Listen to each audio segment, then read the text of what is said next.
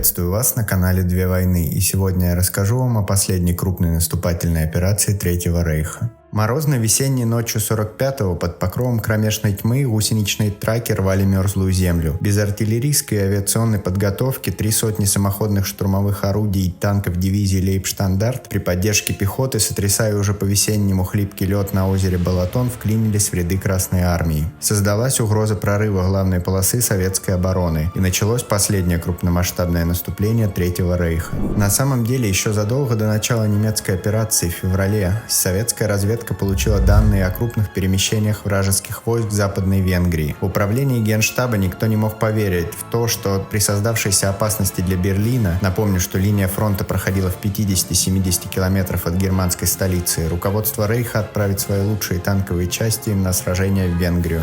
Приказом Гитлера 6-я танковая армия, генерал-полковник войск Йозеф Дитрих в составе 4 танковых дивизий, была переброшена с Западного фронта на венгерское направление. Ее переброска проходила в строжайшей тайне и маскировалась под перемещение учебных и инженерных соединений. План атаки получил название «Весеннее пробуждение». Германская армия наносила 3 быстрых удара. Основной исходил из северо-восточной части озера Балатон силами 6-й танковой и 6-й полевой армий. Их поддерживала 3-я венгерская армия. Ударное соединение группы армий Юг наносила удар в юго-восточном направлении. Второй удар наносила 2-я танковая армия в направлении Капашвар. Третий удар наносил 91-й армейский корпус в направлении навстречу 6-й танковой армии. Концентрация танков на некоторых участках фронта достигала 60-70 машин на 1 километр фронта. Чтобы понять масштаб данной плотности техники, можно представить 7-8 танков, которые размещаются по длине футбольного поля. Такие удары должны были пробить советскую оборону и разбить Третий Украинский фронт, после чего требовалось отбить Будапешт и повернуть на юг. Адольф Гитлер сделал военно-стратегические ставки на доктрину Альпийской крепости, для которой требовались венгерские нефтяные месторождения. Вот суть его плана. Альпийская крепость – это труднодоступный район австрийских и баварских Альп. Имея позади нейтральную Швейцарию, немецкие войска планировали занять оборону, блокировать немногие проходимые альпийские перевалы и обороняться, ожидая раскола внутри антигитлеровской коалиции. Генерал Гудериан предполагал альтернативное применение 6-й танковой армии в Померании или Силезии для дальнейшей обороны Берлина, однако Гитлер не принял эту точку зрения. Перед началом операции СССР располагал по разным оценкам более 400 тысяч солдат и офицеров против немецких 430 тысяч. Также в составе Красной армии было 7 тысяч орудий и минометов против 5600 германских и 400 танков против 900 танков с немецкой стороны. Из этих данных понятно, что основное преимущество вермахта было в бронетанковых соединениях, на которые они возлагали свою основную надежду. На участке фронта, где приходился основной удар, советская оборона строилась аж в 2 эшелона.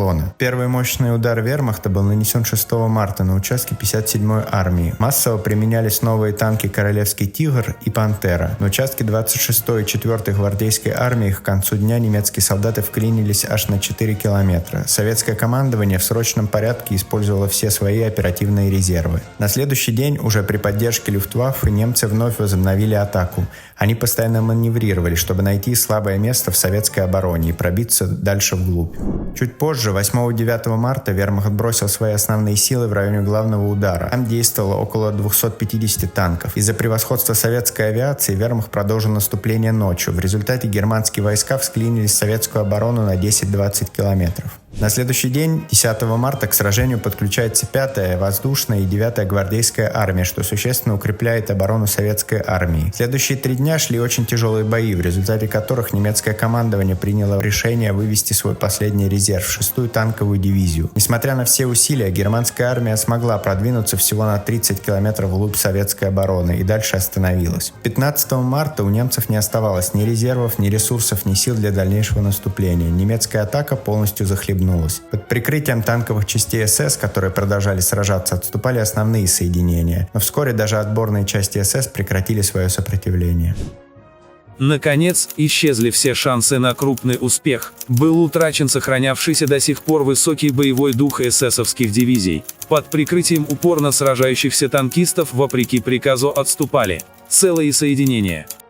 Узнав о провале операции, Адольф Гитлер впал в бешенство и приказал танкистам снять почетные нарукавные ленты. Однако и в Красной армии не обошлось без оплошности командования и офицерского состава.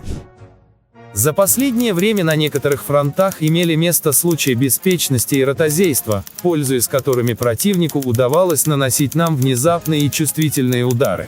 В результате этих ударов наши войска вынуждались к отходу. Отход в этих случаях происходил неорганизованно. Войска несли большие потери в живой силе и особенно в материальной части.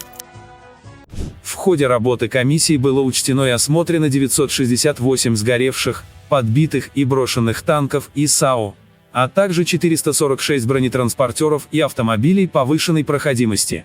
Чуть больше 400 машин, представляющих наибольший интерес, были изучены, отмаркированы и сфотографированы. Особому исследованию подверглись все тяжелые танки, а также новые образцы самоходной артиллерии и тяжелых пушечных бронеавтомобилей. Среди сгоревших единиц бронетехники наличествовали 19 танков «Королевский Тигр», 6 танков «Тигр», 57 танков «Пантера», 37 танков ПЗ-4, 9 танков ПЗ-3, большая часть из которых составляли огнеметные, командирские машины и танки передовых артиллерийских наблюдателей, и 27 танков ИСАО венгерского производства, 140 штурмовых и самоходных орудий, а также 105 инженерных машин, бронетранспортеров и бронеавтомобилей. По итогу операции со стороны Советского Союза был подробный разбор и подсчет вражеских и собственных потерь. В заключение стоит сказать, что человеческие потери были также весьма велики с обеих сторон. По официальным данным, войска 3-го Украинского фронта во Втором Балатонском сражении с 6 по 15 марта потеряли убитыми и пропавшими без вести 8,5 тысяч человек, а 24,5 тысяч человек ранеными. Потери немцев достигали 27 тысяч человек в соответствии с советскими данными. А поражение близ озера Балатон, по одной из цитат генерала Гудериана, стало могилой Панцерваффе в прямом и переносном смысле. Ставьте лайки, подписывайтесь на мой канал. До новых встреч!